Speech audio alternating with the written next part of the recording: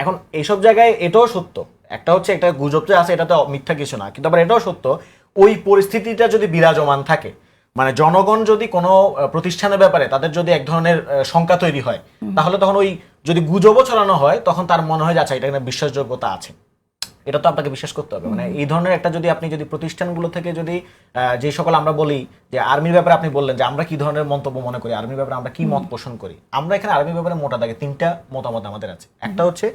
যারা সেনাবাহিনীর মধ্যে, যারা পুলিশের মধ্যে বা অন্যান্য সংস্থাগুলোর মধ্যে, বিজিবির মধ্যে যারা কালপ্রিটস আছে, যারা বাংলাদেশের মানুষের গুম খুনের সাথে জড়িত, যারা এখানকার উইলিং এক্সিকিউশনার, আমরা এটাকে বলি ইচ্ছুক হন্তারক, আমরা তাদেরকে প্যাসিভ মনে করি না, তারাও কিন্তু ইচ্ছুক হয়ে মানে নিজেদের মতো করে তারা এই জিনিসটাকে সাজিয়েছে। যদি না সাজাতো তাহলে আমরা 5ই আগস্টের পরে আমরা দেখতাম না যে এভিডেন্স ধ্বংস করার যে এক ধরনের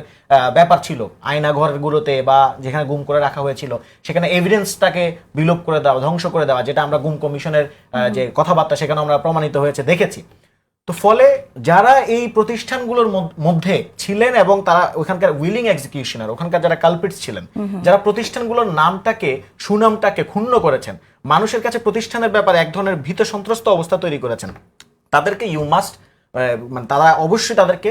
যাতে করে তারা ট্রায়ালের মধ্যে দিয়ে যায়, তারা যারা জাস্টিসের মধ্যে আসে, সেটা আমরা সবসময় এনশিওর করতে চেয়েছি। সেই ব্যাপারে আমরা সবসময় কথা বলেছি এবং আমরা দেখেছি যে বিএনপি জামাত এই দুটো রাজনৈতিক দল প্রতিষ্ঠিত, তাদের যদিও অসংখ্য নেতাকর্মী গুম হয়েছে, অসংখ্য নেতাকর্মী এই ধরনের এক্সট্রা জুডিশিয়াল কিলিং এর শিকার হয়েছে, তাদের তরফ থেকে কিন্তু আমরা এই বিষয়ে ওই পরিমাণ রিগোরাসের সাথে, ওই পরিমাণ কথার সাথে, রিগোরের সাথে আমরা কিন্তু তাদের ব্যাপারে কথা বলতে দেখি নাই। এটা আমাদের জন্য অত্যন্ত হতাশাজনক।